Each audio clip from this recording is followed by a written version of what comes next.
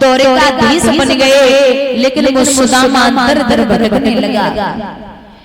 एक बात और एक विद्वान कहते हैं कि सुदामा भले ही गरीब थे, लेकिन 5 घर से ज्यादा हर रोज का नियम था 5 घर में भिक्षा मांगते थे, 6वें घर में नहीं जाते थे।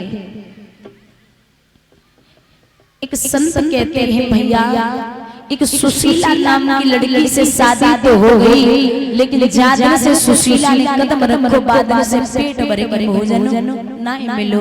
लिखा है गरीबों की दोलियां बनाने से पहले, गरीबों की दोलियां बनाने से पहले खुदा तुम्हारे रोया तो होगा।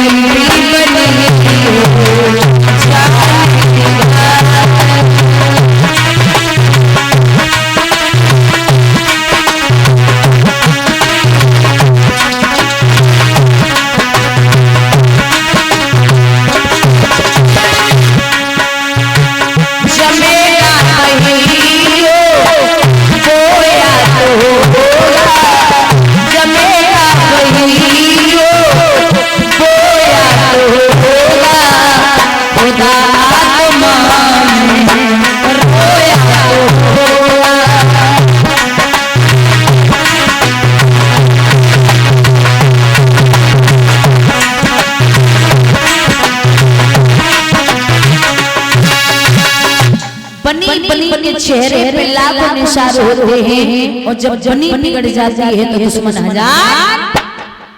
महाराज आपके पास अगर पैसा है तो सब लोग बड़ी इज्जत करेंगे, अगर जरा भी कमजोर हुए ना तो कोई ये कलयुग की रीति है, ये रियल है, कलयुग की रीति है महाराज। क्योंकि एक बड़ा गरीब व्यक्ति रोज गांव में निकलता था, ध्यान देना, गरीब आदमी रोज गांव में निकलता था, सबसे राम राम करता था, भैया राम राम, भैया राम राम, लेकिन उसके कोई राम राम नहीं लेता। कुछ दिन, क्योंकि समय बदलते देर नहीं लगती, समय जैसे ही बदला तो उसी समय वो पैसे वाला हो गया। अब जब पैसे वाला हो गया तो जो उसकी राम राम नहीं लेते थे वो अब उससे राम राम करने लगे।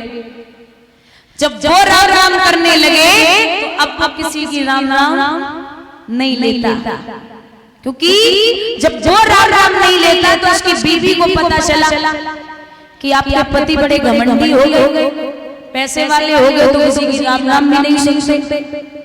तो पत्नी तो पति की जो जैसे चलेगी ना वैसे ही चलेगा। तो बोले क्यों, हमने सुना है कि किसी से राम राम भी नहीं करते। वो बोला अरे पगली एक बात बता, जब मैं गरीब था तुझे तो सब पता है, तब मैं गांव में निकलता था, सब लोगों से राम राम करता, पैर छूता, लेकिन कोई हमसे बात नहीं करता था। और आज हम पैसे वाले हुए तो ये हमसे राम राम नहीं करते, मेरे पैसे से राम राम करते। हर शाम में तिजोरी को खोल करके जो हमसे राम राम करता है उसके राम राम में पैसे से बोल देता हूँ कि आज उसने की, आज उसने की। वो हमसे नहीं करते, पैसे से करते हैं। तो कहते हैं कलयुग की रीति है, लोग सर तभी झुकाएंगे जब वो कहते हैं ना चमत्कार का नमस्कार है। महात्मा जी दाढ़ी बढ़ाए ले, और जीन्स और शर्ट पहने के निकल जाएं या बढ़िया सुपारी सूट पहने के निकले, तिलक न लगाएं तो महात्मा जी को कोई महात्मा नहीं समझेगा। और वही महात्मा तिलक लगा करके बढ़िया पीले वस्त्र पहन के निकल जाए तो सब लोग झुक झुक प्रणाम करेंगे। एक धोबी गदा लेके निकला, उसके ऊपर एक पीला सा वो जो भैया नीरज भैया डाल रखा है ना, ऐसा ही अब उदाहरण दे रहे हैं, कुछ गलत मत समझना। तो ये अगोछे ना इनकी बहुत ये खास होते हैं। ये जो समझदार व्यक्ति होता है ना, जो संस्कारी होता है, उसे दिए जाते हैं। धोबी गधे के ऊपर डाल करके ऐसा पीताम्बर निकला तो राजा साहब ने झुक के प्रणाम किया।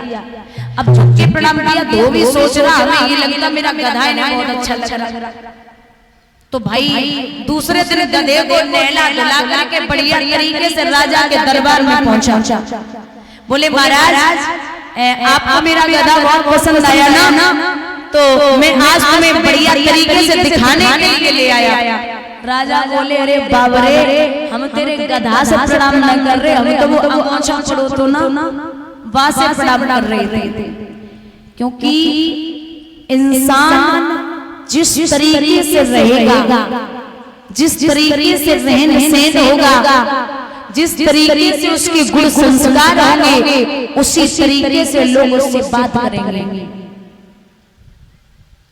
श्री सूत जी कहते हैं कि इधर सुशीला एक दिन आंगन में बैठी, बोली महाराज एक बात बताओ, ज्यादा से मैंने घर में कदम रखो है, ताता से पेट भरी भरी भोजन नहीं करो, का बात है? तो सुदामा बोले अरे बाबरी कुछ मत पूछे, क्यों? और रोई बोले विप्र कि हे देवी,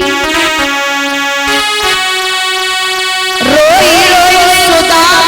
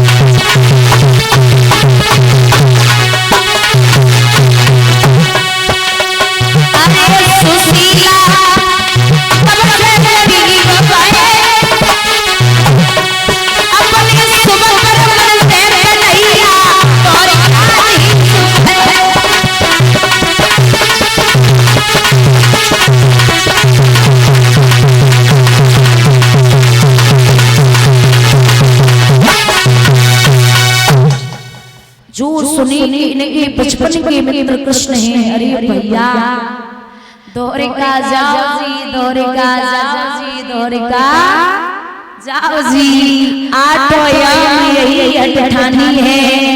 महाराज दिन रात कह रही महाराज चले जाइए, वो आपके बचपन के मित्र हैं, आपको कुछ न कुछ अवश्य देंगे।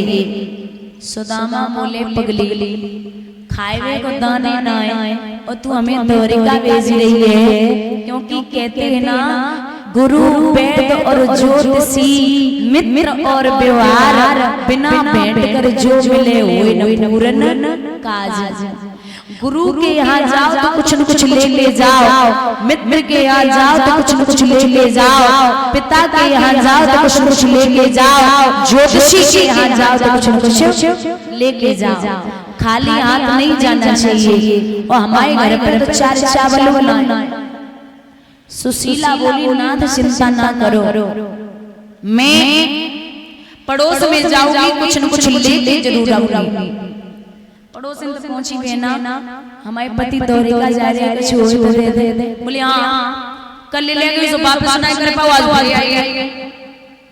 बोले बेना जा दे ना, माओ पिया लौट के आवेगो ना, बाद ना दोनों ना चौगनों करके वापस देख ले जाऊंगी, लेकिन आज होए कुछ तो दे दे।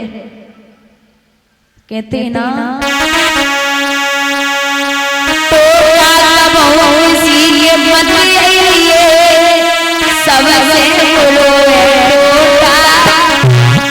ऐसा वैसा नाम धरा दे मान बनाई दे थोड़ा।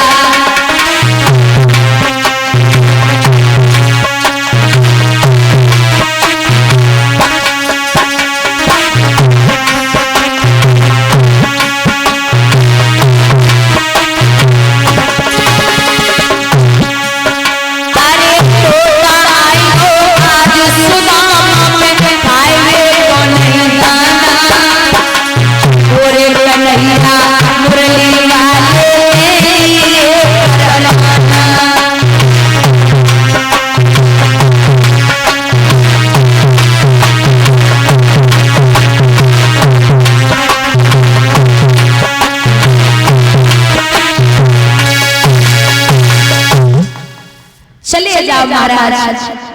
सुदामा को जब समझाया, एक पड़ोस में बड़ी अच्छी माँ जो चावल की फटकन होती है ना, वह आगे चावल की फटकन साफ करी, एक फटे भय कपड़ा का 4 पट करे और महाराज ने चावल बांध के 3 मुट्ठी और अपने पति को दे दिए। नाथ अब चले जाओ।